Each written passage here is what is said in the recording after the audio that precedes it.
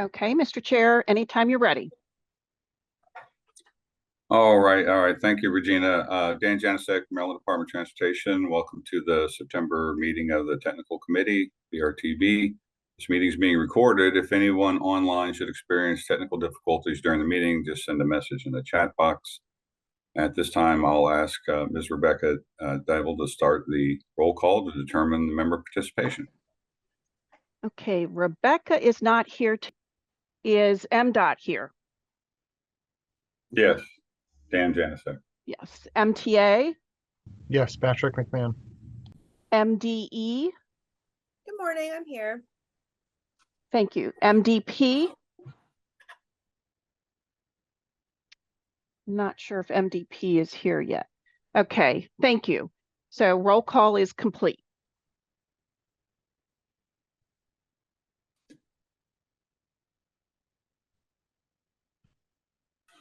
All right, I guess I move on to the August minutes approval, Regina. Yes. All right. So our first item is the approval of the minutes from the August 1st, 2023 meeting. I assume everybody's had a chance to go online and look at those minutes. Can I have a motion and a second to approve the minutes? Howard County moves. Okay, I got a motion and approval from Howard County. David? MTA seconds. All right, Pat has a second. And can we have Yeah. And I was here. I have a kind of a comment. I was looking at the minutes. I believe the first paragraph that says Tina James and the word if. I'm not sure if that is the intent or the right word to use. Oh, yeah. I think it should be is joining. Okay. Thank you. Okay. okay. So we will now vote on approval of the minutes. This time I'll ask Ms. Rebecca Deivel to start the roll call and determine member participation. City of Annapolis. Present. Anne Arundel County. Aye. Baltimore City. Aye. Baltimore County. Aye. Carroll County. Aye. Harford County.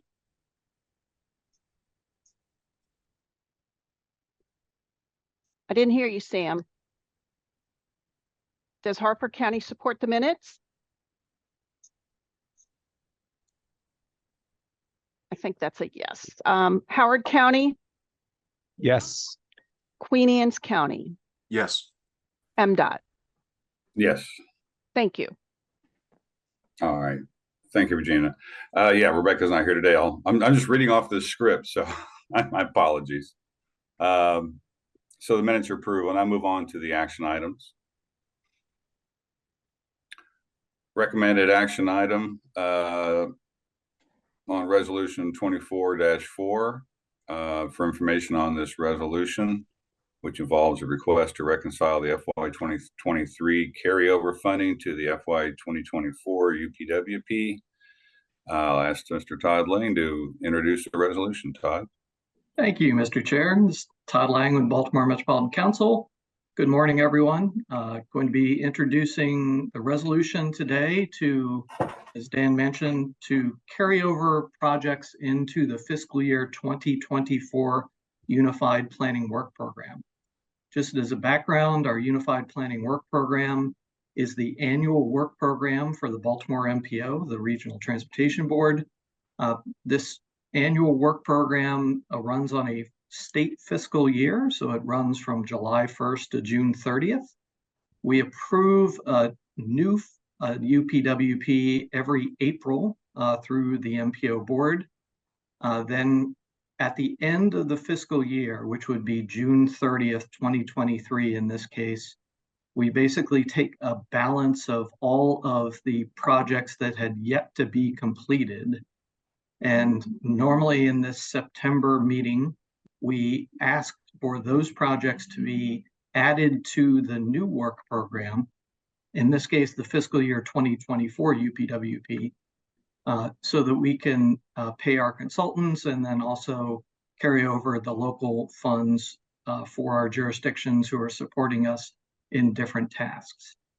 So this year, we have a number of projects that are spanning across the different fiscal years.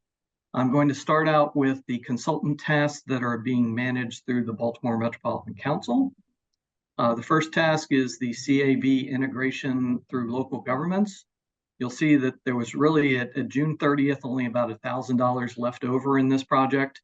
It has since wrapped up with its final presentation. There's a number of continuing projects, including the Patapsco Regional Greenway, Guinness to Southwest Area Park. We've had our first series of transportation land use connection grants that have recently wrapped up, but there is still funding available since money has been set forth in each of the fiscal years 21, 22, and 23. We have a large remaining balance of for the project of implementation of the regional transit plan corridors of about $860,000. Again, we're looking towards the update of the Central Maryland Regional Transit Plan that should be starting here in the next couple of months, likely. And we're looking for guidance from the MPO members as to what we want to do with these individual types of corridors analysis. We have another segment of the Patapsco Regional Greenway, the Stony Run segment that just went out for an RFP process. We have a project that is yet to go through the RFP process that was adopted in fiscal year 23 for corridor access management plans. We do think that we're trying to work with Maryland State Highway Administration to understand kind of some of their new corridor analysis to try to understand how we might be able to help facilitate those individual projects with these funds. Moving forward, the vision for the regional bicycle network, again, is an RFP. We've been funding different programs through the TAM group, Transportation Association of Maryland, for the LOTS skills and technology support, and there's still funding available through that. We have an upcoming RFP for expanding coverage for the EV charging stations. Projects that have yet to go out are coordination of human service providers. This is the 5310 program. And then assisting local master transportation plans, again, was set aside in fiscal year 23. We want to continue to understand how we might be able to assist our locals in updating their plans. And an RFP went out for the evaluating transportation fares, fees, and fines for undue burdens. So that is a summary of the consultant tasks that are being asked to bring forward into the fiscal year 2024. Again, we may look to the executive committee to potentially repurpose some of this funding. Specifically on the regional transit plan corridors, we have a very hefty balance that is kind of sitting out there. We might be able to kind of repurpose some of those funds into some more current tasks, or maybe look to utilize that in the upcoming fiscal year 2025 program. Now moving forward into local support of regional tasks. Again, this is where we ask our local jurisdictions to help support us in these individual projects. All of the projects on this page have wrapped up at the end of fiscal year 2023, but there is still a fairly sizable remaining balance on the local support side. So for example, the Safe Systems Approach project was completed in fiscal year 2023. As of the beginning of 2023, there was an balance of $87,100 available to local jurisdictions. This goes across all of the jurisdictions. And we only spent about 17% of those funds through the quarterly billing, leaving us a balance of a little over $72,000. This is similar for the CAV planning project, the planning process review, the online transportation dashboards, the traffic impact study phase 2 project, the pedestrian report card assessment, and the transit governance and funding project. All of these were wrapped up in fiscal year 2023. but there is a remaining balance on the local support side of a little over $387,000. We had, again, only about 15% billing on all of these tasks through all of the quarterly billing throughout the fiscal year. So I will come back with a recommendation at the staff level for this resolution after we run through some of the other projects. These are tasks that are ongoing right now or about to get started. Again, there was money set aside for the lots training and tech support, the EV charging expansion project that we're hoping to get on the street pretty soon, the vision for a regional bike network that's at the RFP stage, and then RTP corridors analysis. There's a remaining balance of about $385,000. Again, only about 10% was spent, specifically because a lot of these projects didn't get started till later in fiscal year 2023. Outside of the common tasks to all the local jurisdictions, there are a number of specific projects from previous UPWPs that have yet to be completed and wrapped up. These include 3 projects from Baltimore City: the high crash reduction, the equity plan for targeted transportation investment, and the complete streets for evacuation. We have 2 projects in Anne Arundel County, a 2019 project for transit service integration study, and one dating way back to 2014 for TOD designations. Again, balance of about $450,000 across these 2 jurisdictions. Howard County has 4 projects yet to be wrapped up with smaller balances, totaling roughly $54,000. And then moving on, finally, Queen Anne's County has 2 projects from previous UPWPs totaling about $174,000. So moving backwards, staff would like to discuss this one slide, which is the projects that were wrapped up in fiscal year 2023, but there is still a sizable balance remaining to local support.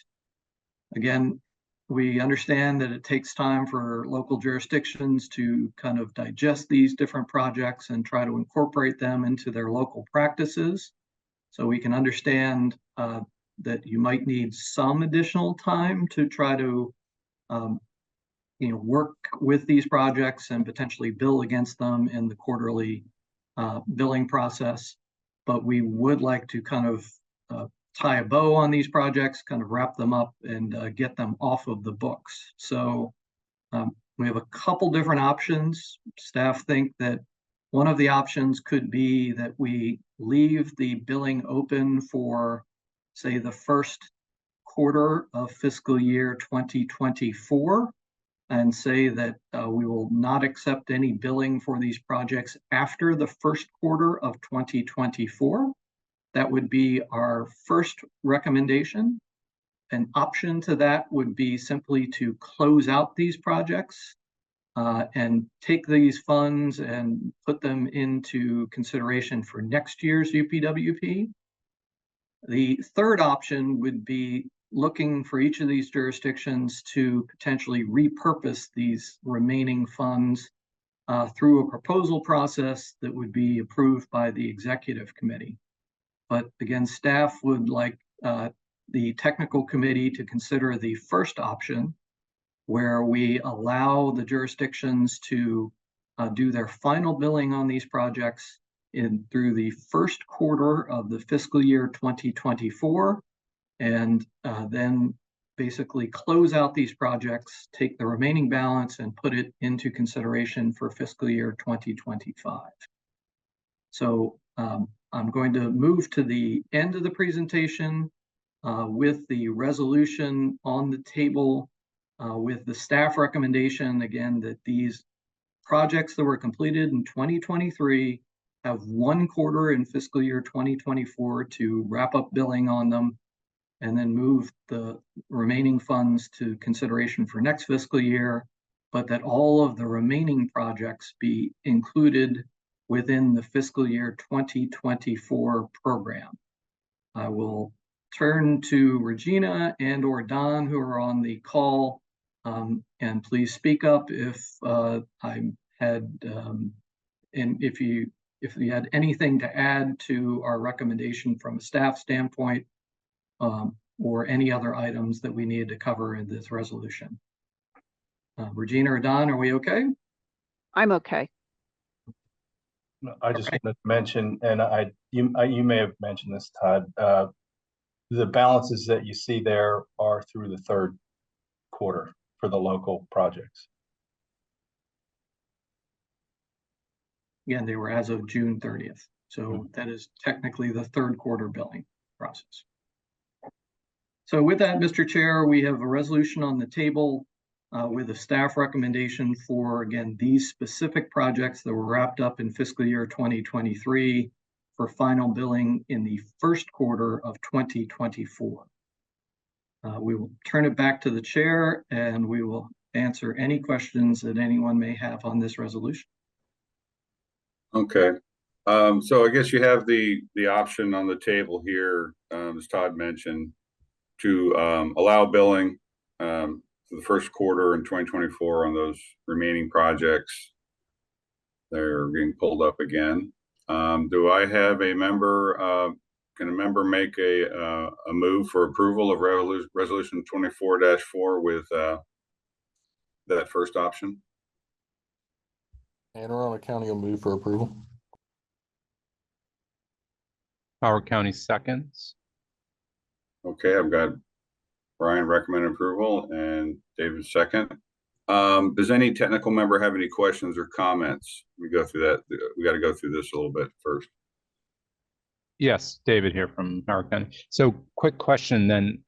So the goal under the staff recommendation is by the end of the first quarter of 2024, it's get all the billing into you. But that could be a look back before. It's not necessarily only the billing in 2024. It's all the previous stuff that hasn't got caught up yet. Is that correct? Any final billing on these projects that spans previous periods need to be submitted by the first quarter of fiscal year 2024. So again, that will cover fourth quarter and the first quarter of 2024. And the time periods can span backwards to incorporate previous work on these projects. Got it. Okay. Thank you. Okay. Not hearing other technical committee members' questions, will now ask if members of the public have any questions or comments on the resolution. If so, indicate that you would like to comment in the chat box.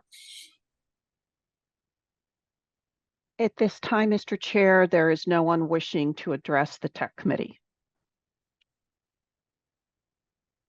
Okay. So we have a motion to approve and a second. We're going to do a roll call vote on this one, or? Yes, please. Okay. I'll ask for the roll call vote then. Thank you, Regina. City of Annapolis.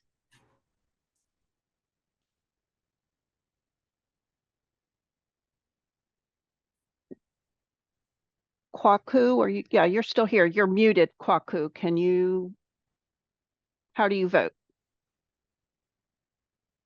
I might have stepped away. Yeah. Okay. Anne Arundel County. Aye. Baltimore City. Aye. Aye. Thank you. Baltimore County. Aye. Carroll County. Aye. Harford County. And Sam was texting me earlier because he was having trouble with his mic. Sam is sitting in for Harford County. I'll look for that. Howard County. Aye. Queen Anne's County. Aye. MDOT. Aye. Okay, we have a quorum. The motion has passed. Okay, thank you. Thank you, Todd. Okay, we're going to move on to action item number 3. Okay, let me pull this up. So Keith had jury duty this morning, so I'm going to introduce the first of 2 proposed TIP amendments. The first one is from Anne Arundel County, and they wish to add a new project to the TIP. And Brian Ulrich will walk us through this presentation. Sure. Can you hear me? Yes. All right. So this is the Governor's Bridge Road bridge over the Little Patuxent River. If you want to go to the next slide.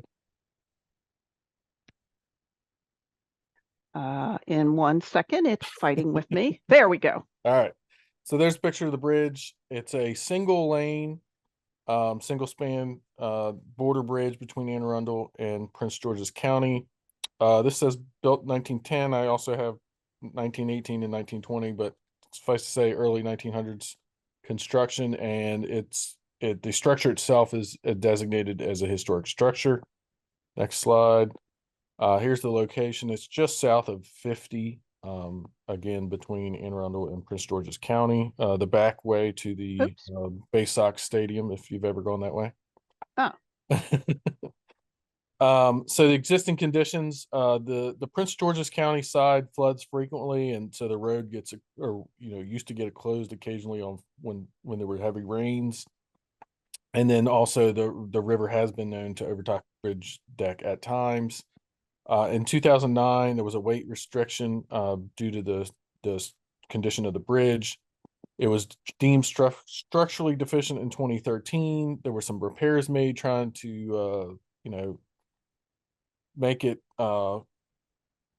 stand up, and it didn't really work. It continued to degrade, and so it was closed to traffic in 2015. In 2018, there was a kind of alternatives analysis done. And if you get the next slide, I think it talks about the alternatives analysis. Oh, well, here's some more pictures. I'll get into the alternatives here in a minute. There was a study done in 2018, and we're just now able to get the funding picture set. But anyway, so you can see some of the severe degradation of the structural material with the bridge in some of these pictures. Next slide. So here were the alternatives that were done. The no build, rehab the existing structure, replace the existing structure with elements, to keep as much of the existing structure as we could and replace kind of in place with a single lane structure. Replace in the same location with a 2-lane structure because it's a 2-lane road, obviously. And again, try to keep some of those elements of the original structure for the historic purposes. And then there was also a single lane structure at a different location without, leaving the historic bridge there, and also a 2-lane alternative for that as well. So if you go to the next slide, I think it talks about, we had a lot of public input, both on the Prince George's side and the Anne Arundel County side. And eventually agreement was reached to proceed with alternative 3, which is keeping the single lane structure in the current location with as much of the original structure retained as we can. And here's some more details. I don't want to go through every single thing, but again, it's a 1-lane structure. There is some improvement on the Prince George's County side, which you'll see in a minute. They're trying to raise the approach road on the Prince George's County side. It floods. We're just trying to pass the 2-year storm, or the Prince George's is trying to pass 2-year storm with the improvements, raising the road bed a little bit, and then fixing the curve approach that doesn't meet the design speed on the Prince George's County side. And go to the next slide. I think there's a typical section that shows kind of what the structure would look like. 15-foot roadway. And then the next slide, you can see both the curve improvements on the Prince George's side, as well as, if you can see, the green line is the existing profile. You can see the red as the proposed, and raising the approach a little bit to try to pass as many of the 2-year storm, or at least to pass the 2-year storm, and reduce the amount of times the road would need to be closed. So it's been closed since 2015. I think that's all we have. Okay. And so we're just asking, oh, here we go. Okay. And here's what the proposed amendment to the TIP is. And the local share So the total cost is double this. As costs are split from Prince George's and the Washcog region and the Baltimore region. So these the local funds would come from Prince George's and City of Bowie and on the Arundel County split, and then the federal funds are again split between the two urban areas. So if you have more questions or any questions now, I'll be happy to try to respond.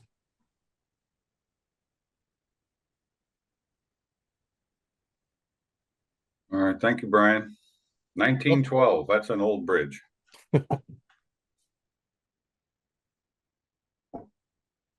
All As you right. can see from the pictures, it shows. Yeah. Well, Prince George's County, I'll be thanking us for getting this amendment through. Yeah, it's a unique circumstance. I know it's been on the planning, been planning over there for years in Prince George's County on how to utilize that bridge, what's going to happen to it, but I guess you've come to a conclusion. So for this resolution, let's see here. I now ask for a member for approval of resolution 24-5 and then a second.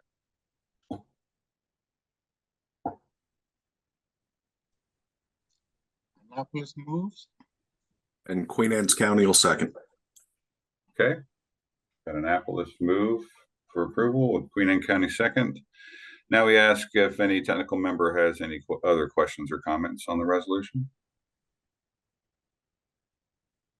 Hearing none, we'll ask if any members of the public have any questions or comments on the resolution, and if so, indicate that you'd like to comment in the chat box. Mr. Chair, there's nothing appearing in the chat box at this time. Thank you, Regina. Okay, we'll now vote on the approval of resolution that will recommend Anne Arundel County to amend the 24-27 TIP, the Governor Bridge Road project over the Patapsco River. When your name is read, please indicate aye or nay. City Regina? of Annapolis. Anne Arundel County. Aye.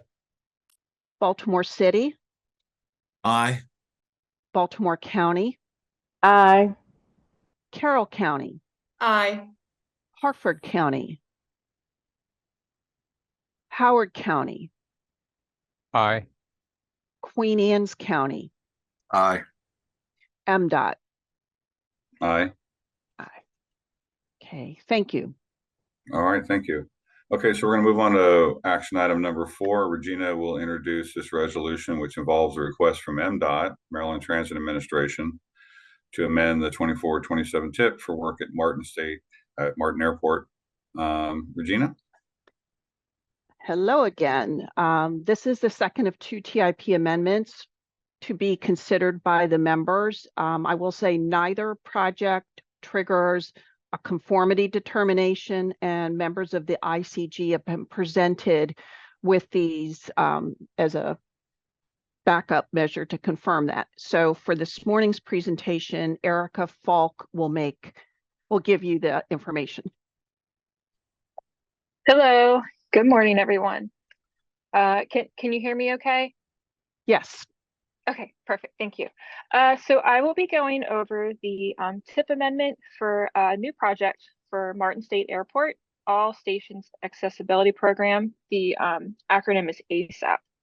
And I will be going over the background, the apportionment details, the anticipated schedule, and the benefits for the ASAP program.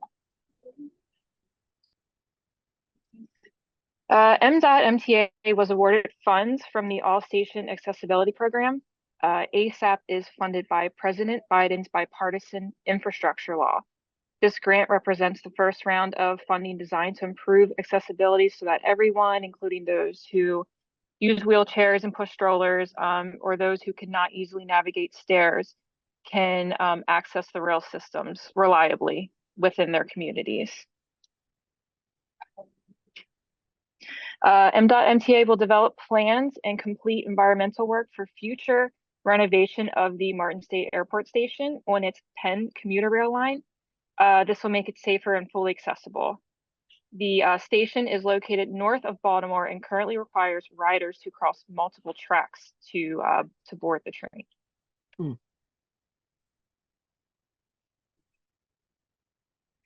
This amendment adds a new project to the fiscal year 24 through 27 TIP and will utilize the All Stations Accessibility Program funds.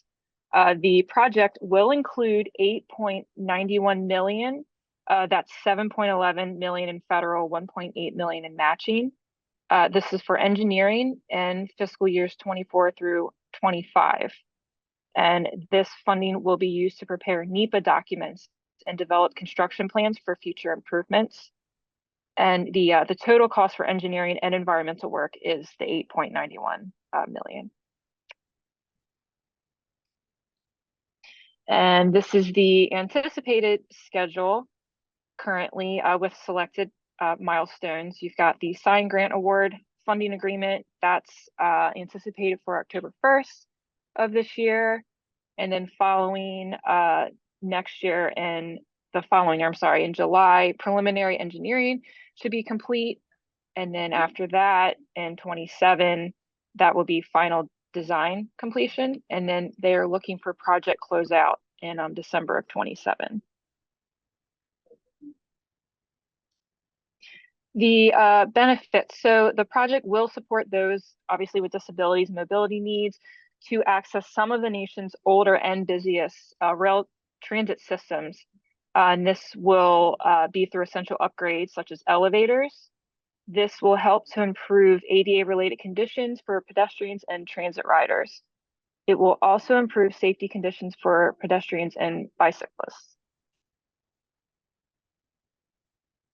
That is all I have. If you have any questions, I'm always available. My information is on the screen, and thank you guys very much.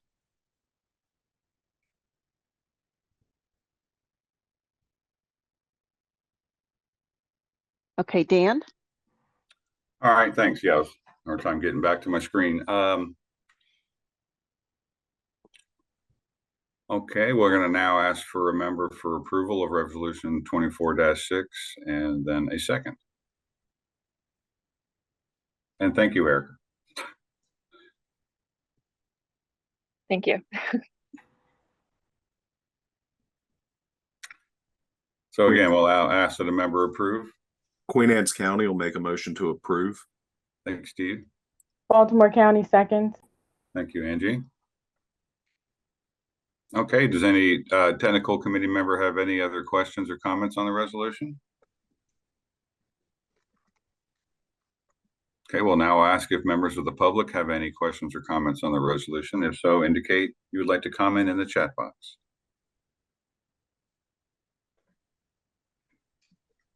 Mr. Chair, no one has entered any comments.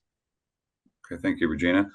We'll now vote on approval of the resolution that will recommend the Maryland Transit Administration to amend the 24-27 tip for work at Martin Airport. When your name is read, please indicate aye or nay. Regina? City of Annapolis. Aye. Anne Arundel County. Aye. Baltimore City. Aye. Baltimore County. Aye. Carroll County. Aye. Harford County. Howard County. Aye. Queen Anne's County. Aye. MDOT. Aye. Thank you.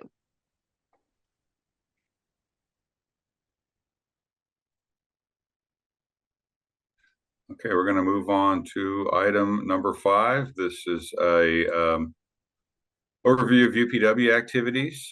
And we first have Mr. Robert Berger will present the findings on the Maryland Travel Survey employment in the Baltimore region. Robert? Good morning. My name is Robert Berger and I work in BMC's data analysis group. I'm also the manager of BMC's Household Travel Survey, which became the Maryland Travel Survey, or MTS. Today, I will be sharing the results of a study of employment in the Baltimore region. And a note, the larger purpose of this study is to shed light on need where it may exist. Most of the results presented are for the Baltimore region. rather than individual jurisdictions, which is my usual practice. It was my judgment that during a jurisdictional analysis would have produced an overwhelming amount of detail. However, there is one exception right at the beginning.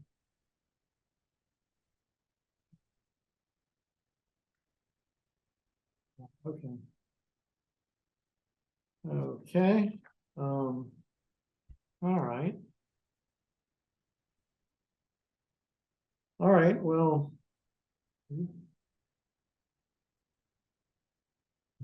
Sorry, Robert, which slide did you want to be on? Presentation outline? No, the one that said employment by jurists. Okay, got it. Okay. Is it okay if I say what my findings are here? Or do we want to go to the summary slide? Okay, we can go to summary slides. I can do either way. Okay. All right. Okay, so as you can see, Howard County has the highest share of workers who are currently employed at 72.7%, followed by Carroll County at 70.1% and Anne Arundel at 68.9%. A somewhat smaller share of Baltimore County workers, 64.7%, and Harford County workers, 64.1%, are currently employed. A still smaller share of Baltimore City workers, 59.7%, and Queen Anne's County workers, 58.8%, are currently employed.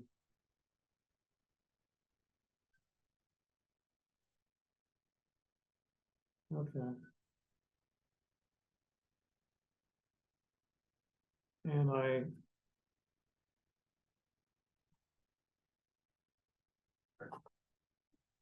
I think oh, I'm sorry. Bear with me. All right, now we're going to talk about retired workers. We're doing things a little differently today. And so Queen Anne's County has the highest share of workers who are currently retired at 37.6%, followed by Harford County at 27.4%, Anne Arundel County at 25.8%, Baltimore County at 25.7%, and Carroll County at 24.7%. A somewhat smaller share of Howard County workers, 23.1%, and Baltimore City workers, 21.7%, are currently retired. Next slide. Okay. Baltimore City has the highest share of workers who are currently unemployed, 6.7%, followed by Baltimore County at 4.9%. A somewhat smaller share of Harford County workers, 3.5%, and Carroll County workers, 3.4%, are unemployed. A still smaller share of Anne Arundel County workers, just 3.2%, and Howard County workers, 2.6%, are unemployed. The smallest share of unemployed workers are those in Queen Anne's County at 1.2%. Slide. Okay. Baltimore City has the highest share of disabled non-workers at 11.8%, followed by Harford County at 5.0%. Baltimore County has a slightly smaller share of disabled non-workers at 4.7%. Queen Anne's County, 2.4%, and Anne Arundel County have still smaller shares of disabled non-workers. The smallest shares of disabled non-workers are those in Carroll County at 1.8% and Howard County at 1.6%. Slide. Yeah, there we go. All right. The largest share of those 16 to 17 years old are workers, including self-employed at 87.1%. Smaller shares are unemployed at 11.4% and disabled non-workers at 1.4%. No surprise, there are no retired workers in this group. All right, the largest share of those 18 to 44 years old are workers, including self-employed at 89.6%. Smaller shares are unemployed, alas, at 7.1%, and disabled non-workers at 3.0%. A very small share, it's hard to believe, a very small share here are retired at 0.3%.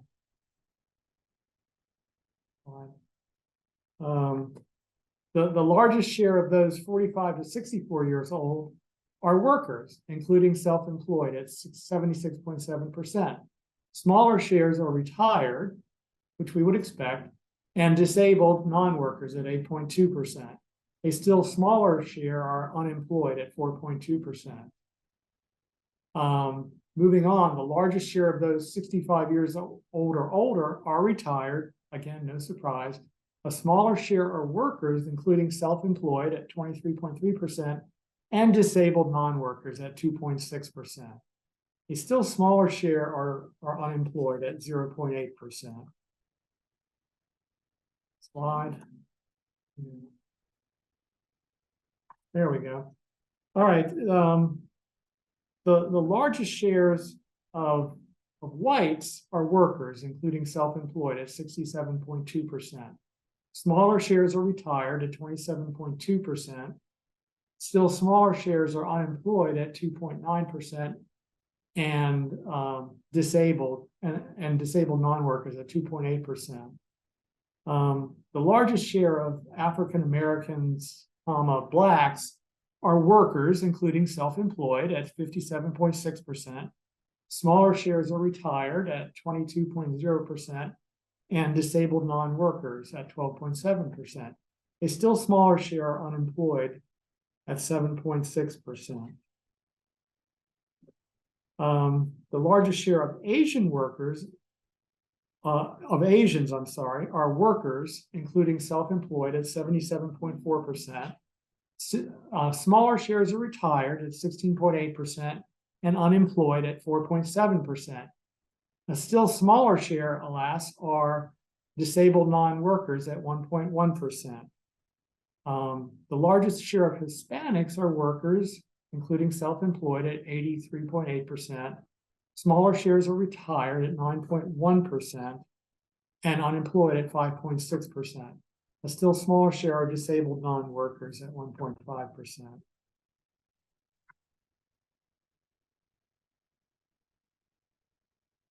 There we go. So I also looked at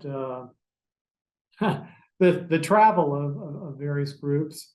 So no surprise here, for workers who are self-employed, the largest share of trips are trips to work at 41%. The second largest share of trips are for shopping and meals at 26.2%.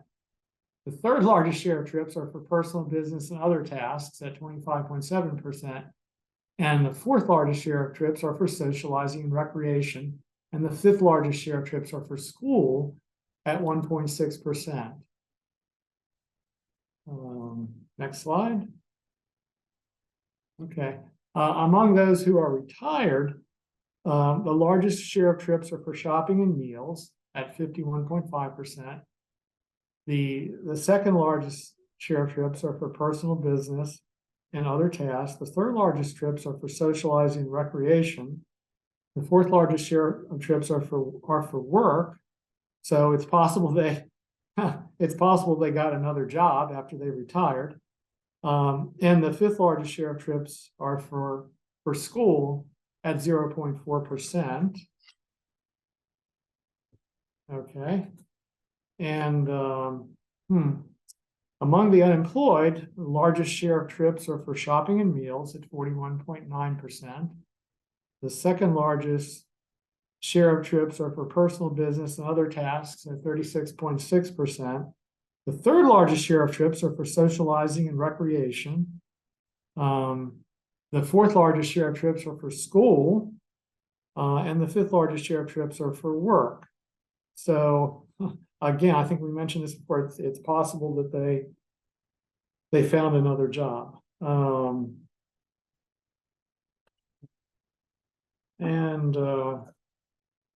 Getting close to the end here, the largest share among the disabled non-workers, the largest share of trips are for personal business and other tasks at 41.9%. The second largest share of trips are for shopping and meals at 40.4%. Third largest share of trips are for socializing and recreation at 14.2%. The fourth largest share of trips are for work. So perhaps they found a job that they could do despite their disability. And the fifth largest share of trips are for school at 1.6%. And I've just listed the what I just told you. Again, I'm not going to repeat it. It's there. And if there are any questions or comments, I'd be happy to take them now.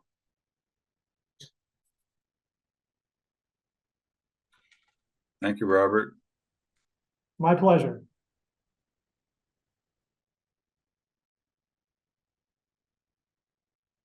Okay, we don't hear any comments, any questions. So I guess we'll move on to our next report. And sorry, I just have the wrong screen up here.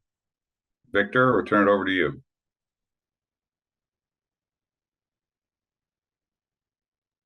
Dan, the next presentation is going to be a story map on the residential hotspots, and Crystal McDermott is going to talk us through that. All right, thank you, Crystal. Okay, can you hear me? Yes. Great, thanks. Well, thanks for having me talk about the hottest residential developments in the region on one of the hottest days in the century. So before I start, I'm just going to give you some context and show you where to find the report that I'm presenting on today. So on our website here at the building permit section, we have our annual building permit activity report, and below that is the annual residential hotspot report. So that's what I'm going to be presenting to you today. And so before we dive in, I have some red text to read to you to let you know that the permit data excludes Baltimore County from November 21 to December 2022. Due to a change in software at Baltimore County, the permit information was just not available at the time of data collection. So for this reason, 2022 to 2021 comparisons exclude Baltimore County. And that's in the reports that we gave to you in 2023 for 2022 and in this presentation. So for an overview of the presentation, so first we're going to take a regional look at all permitted residential units in 2022. Then we'll look at the region's top 10 hottest residential developments in terms of units permitted. And finally, we'll take a look in each jurisdiction at their hottest residential developments. So for a regional view of all residential growth in 2022, there were 6,274 new residential units permitted in the Baltimore region. That's a 9.3% decrease from 2021. Now we look at 4 types of residential unit development. Now on the greenish side of this pie, you'll see single family. Single family detached comprised 22% of the permitted residential development in 2022. Single family attached was 23.3%. Now, multifamily and mixed use. Now, what's the difference? Not too much. Both have apartments. So multifamily apartments are where you have a common entrance that only residents can access, and then residents go into their individual door that only they can access.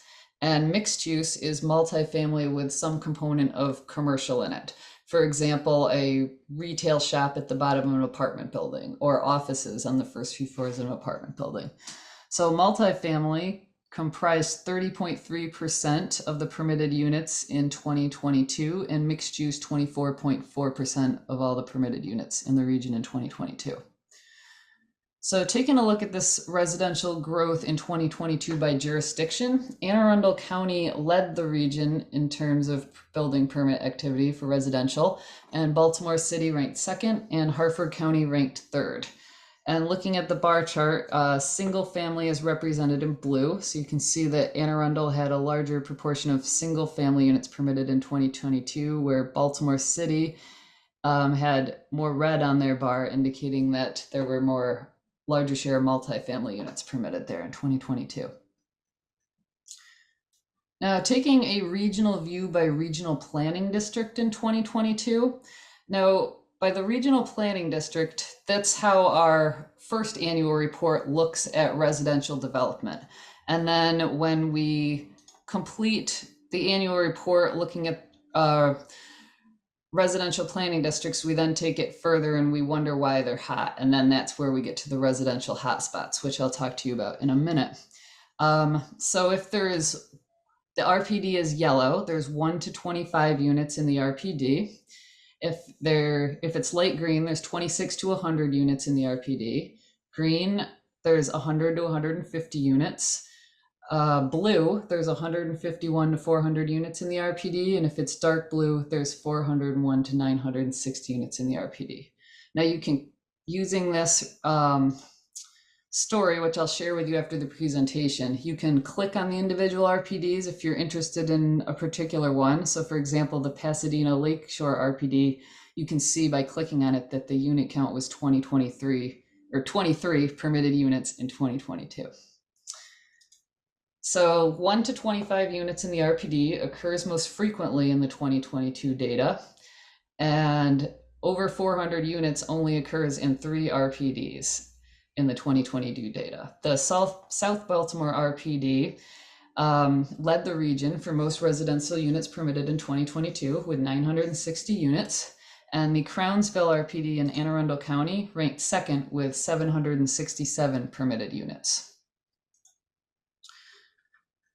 So now we take a look at the top 10 developments in the region.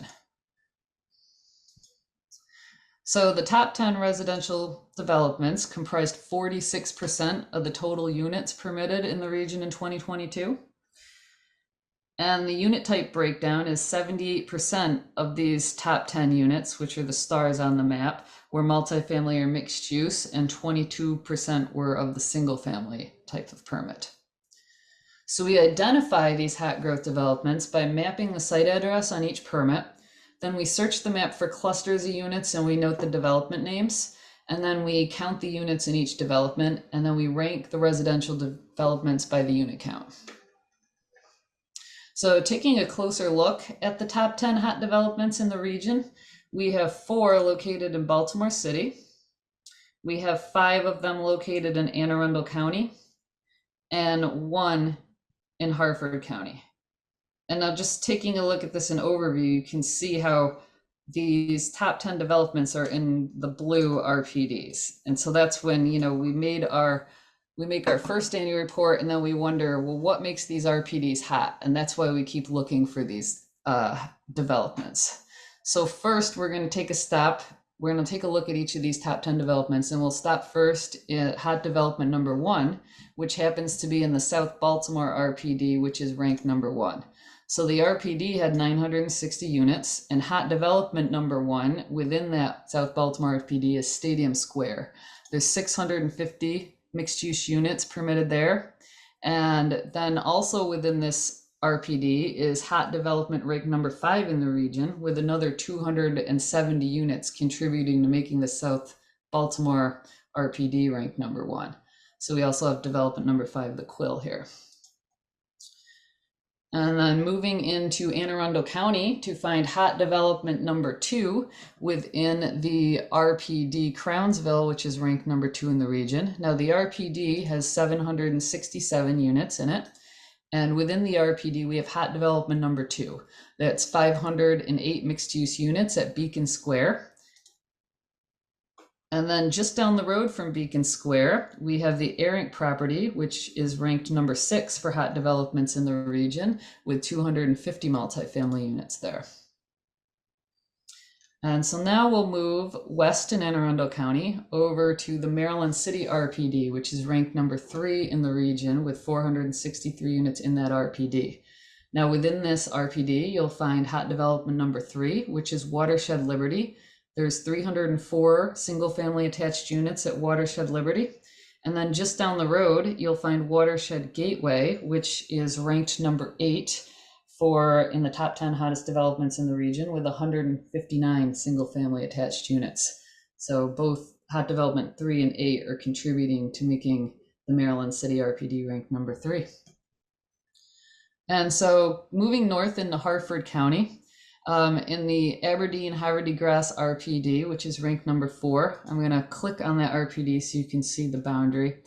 There were 383 units permitted in the RPD, and 288 of those units were permitted at Fieldside Grand, which is hot development number 4 in the region. And that is just off of 95 near Ripken Stadium there.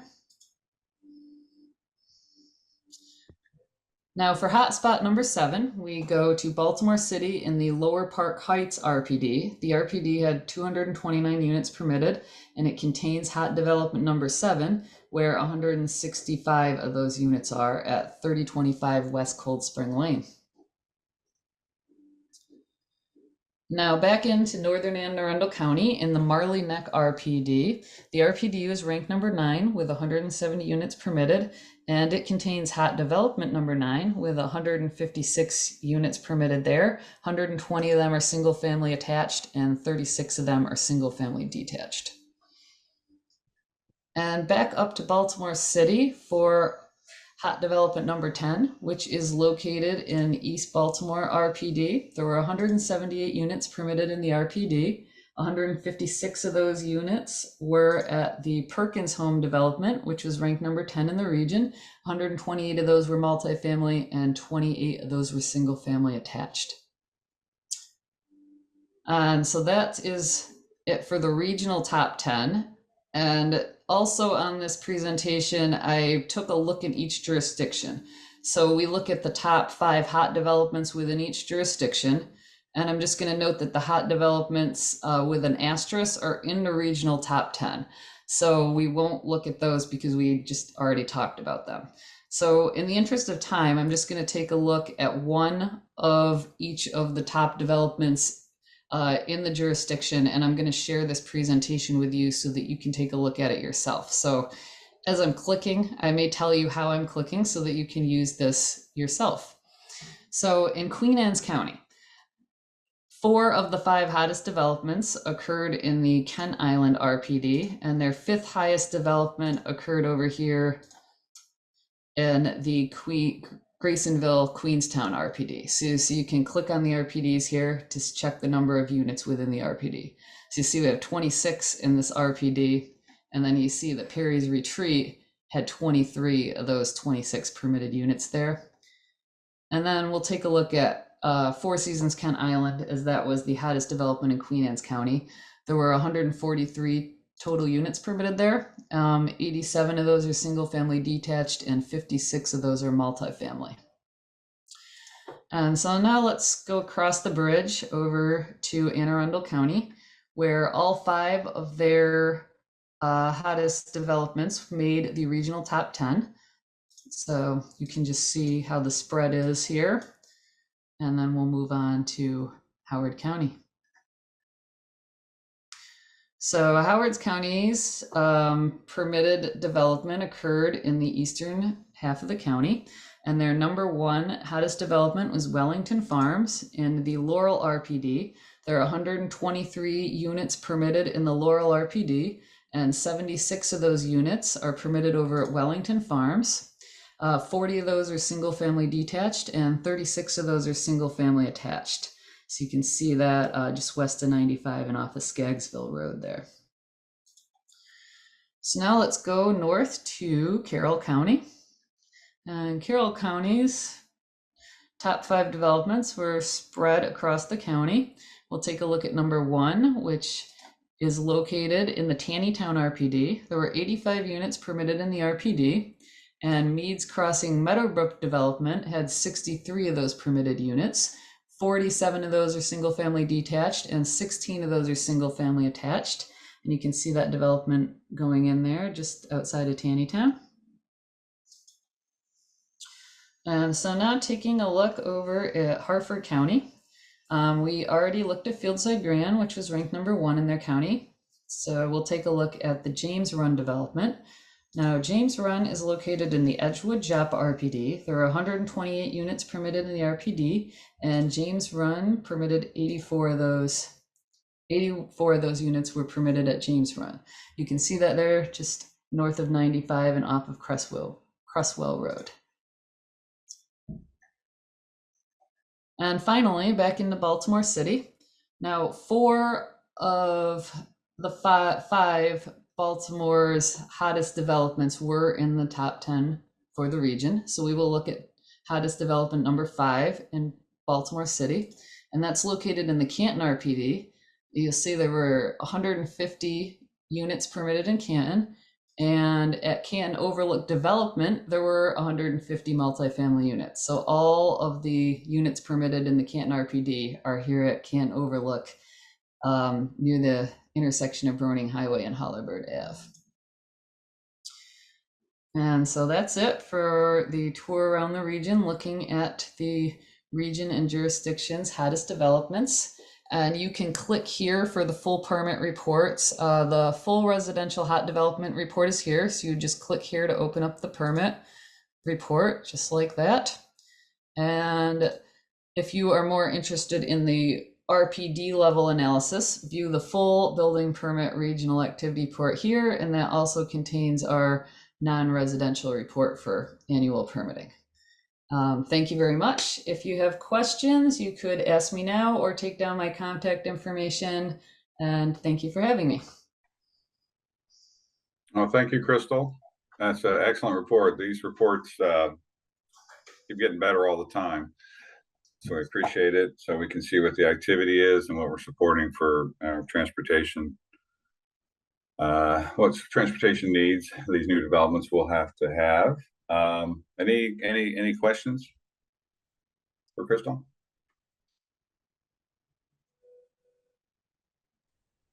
Will the Baltimore, excuse me, will the Baltimore County data be added later? It will not, because the county didn't collect value for a certain period of time. But we do have them resuming beginning January 1st, 2023. So they will be in our future reporting.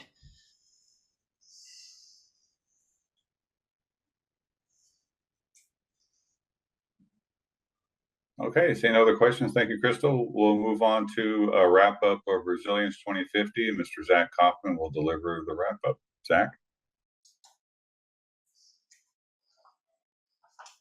Sure. Good morning. Just let me bring up screen.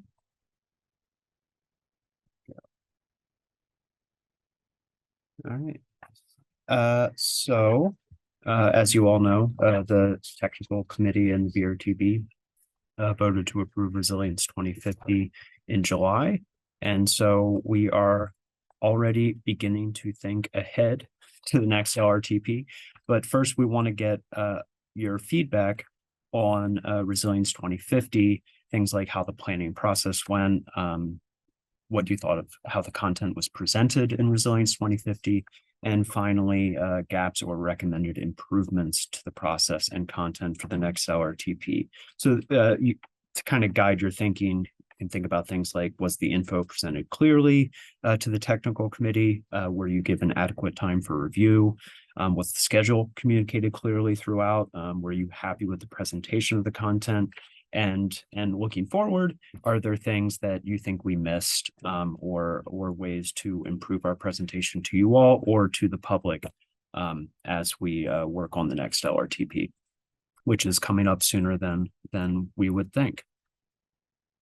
So obviously the LRTP is a long, involved planning process. These are just a few of the areas that you can consider for your comments.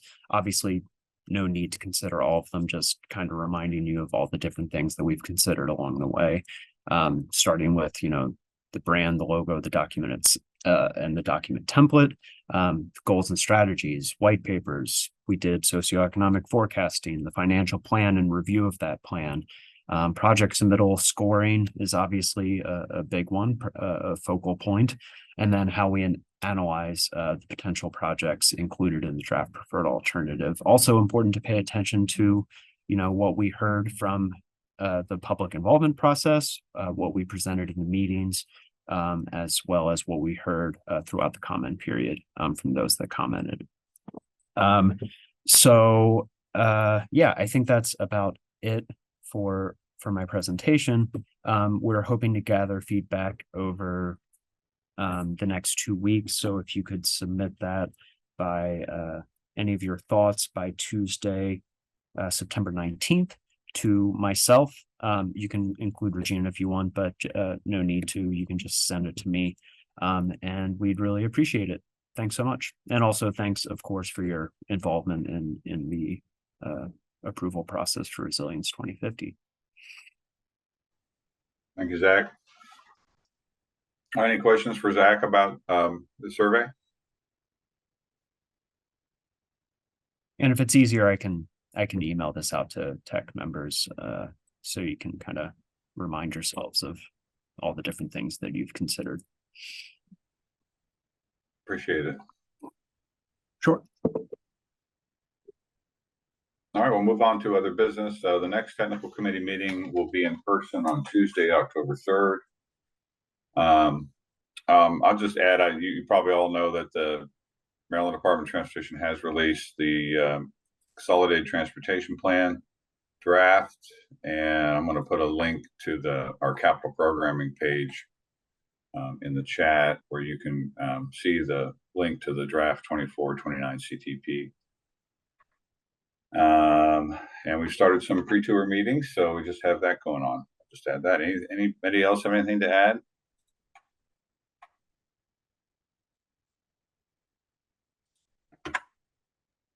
There's the link. Okay, hearing no other business, I'll ask for a motion and a second to close the meeting.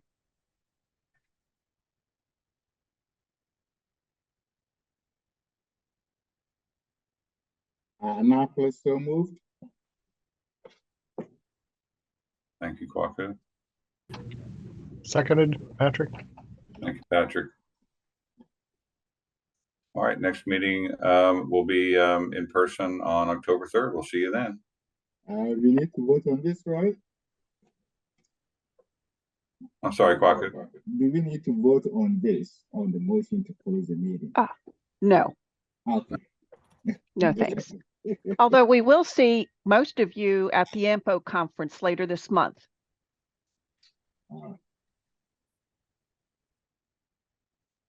Okay, thanks for attending. Bye-bye. Thank you very much.